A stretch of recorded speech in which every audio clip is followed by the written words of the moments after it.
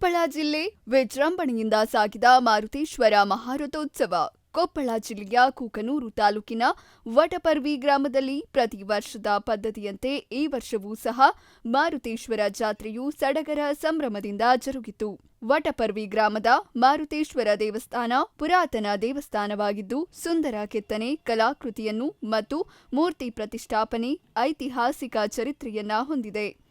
ಇದನ್ನ ನೋಡಲು ಅನೇಕ ಭಕ್ತರು ಅನೇಕ ಗ್ರಾಮಗಳಿಂದ ಪಾದಯಾತ್ರೆಯ ಮೂಲಕ ಇಂದು ಆಗಮಿಸಿ ಮಾರುತೇಶ್ವರ ದರ್ಶನ ಪಡೆದು ಪುನೀತರಾದರು. ಕಾರ್ತಿಕ ಮಾಸದ ನಿಮಿತ್ಯ ಮಾರುತೇಶ್ವರ ಕಾರ್ತಿಕೋತ್ಸವ ಪ್ರಾರಂಭಗೊಂಡಿತು. ಕಳೆದ ಶನಿವಾರದಿಂದ ಬುಧವಾರದವರೆಗೆ ಪಲ್ಲಕ್ಕಿ ಸೇವೆ ಮತ್ತು ಸಣ್ಣ ಕಳಸದ ಮೆರವಣಿಗೆ ಜರುಗಿತು.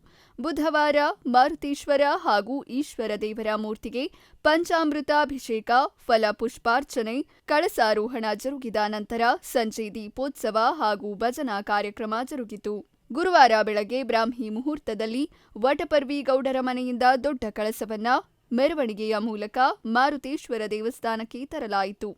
ನಂತರ ಲಘು ರಥೋತ್ಸವ ಪ್ರಾರಂಭಗೊಂಡಿತು. ಸಾಯಂಕಾಲ ಶಿಡಗನಹಳ್ಳಿ ಗ್ರಾಮದ ಭಕ್ತರಿಂದ ಮಾರುತೇಶ್ವರ ಮಹಾರಥೋತ್ಸವಕ್ಕೆ ಹಗ್ಗ ತರಲಾಯಿತು. ನಂತರ ಡೊಳ್ಳು ಕುಣಿತ, ನಂದಿ ಕೋಲು ಕುಣಿತ, ಭಾಜಾ ಭಜಂತ್ರಿ ಮೇಳದೊಂದಿಗೆ ಮಹಾರಥೋತ್ಸವ ಪ್ರಾರಂಭಗೊಂಡಿತು.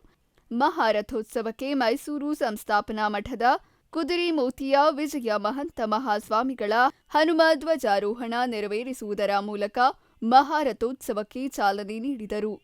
ನಂತರ ಮಹಾರಥೋತ್ಸವ ರಾಜವೈಭವದೊಂದಿಗೆ ಸಾಗಿತು.